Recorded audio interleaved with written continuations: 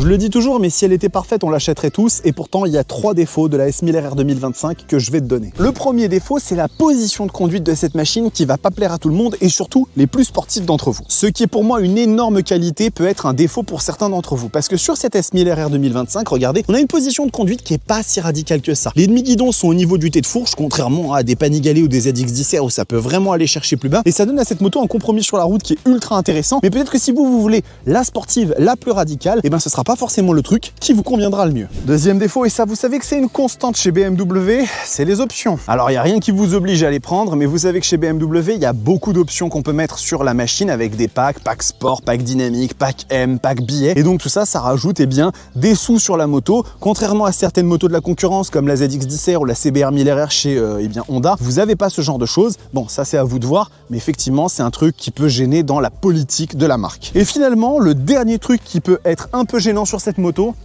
c'est les ailerons. C'est pas fou, hein. Alors je sais, il y a une énorme chasse à l'aérodynamique ces dernières années sur les hypersports, mais ces ailerons, alors celui-ci, il vient directement de la M1000RR de la génération précédente, et j'avoue que ça commence à faire quand même beaucoup ces énormes moustaches. Bon, encore une fois, c'est à l'appréciation de chacun, il y en a qui aimeront, il y en a qui aimeront pas. Moi, je suis pas le plus grand fan, à vous de voir.